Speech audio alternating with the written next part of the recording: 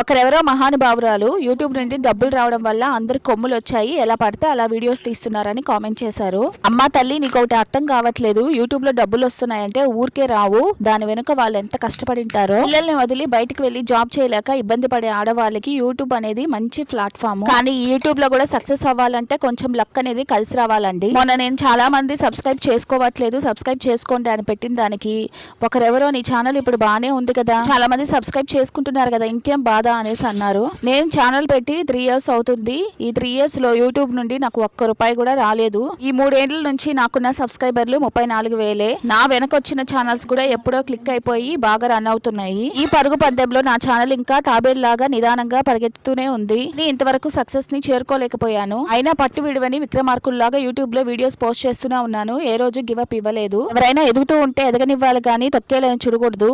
మీరేమంటారు? ఈ వీడియో నచ్చితే లైక్ చేయండి. Tata, by by.